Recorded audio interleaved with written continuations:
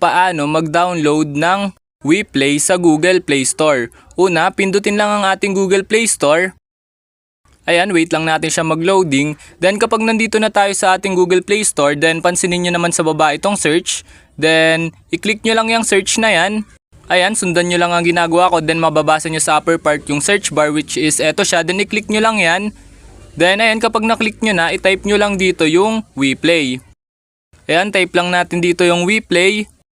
Then, kapag na-type nyo na, then search. Ayan, search lang natin. Then, lalabas na dito yung WePlay, which is eto siya. Ang gagawin nyo lang kapag nakita nyo na, click nyo lang ang WePlay. Ayan, i-click lang natin to. Then, kapag na-click na natin, mapupunta na tayo dito. Then, mababasa nyo naman dito yung install, which is eto siya. Then, i-click nyo lang yung install. Then, ayan, wait lang natin siya mag 100%.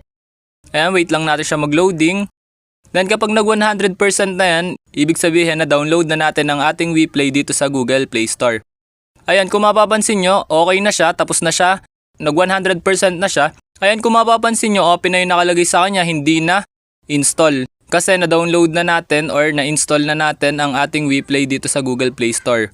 Ayun, ganun lang na mga dali mag-download ng WePlay dito sa Google Play Store. Ayun lang, thanks for watching. Subscribe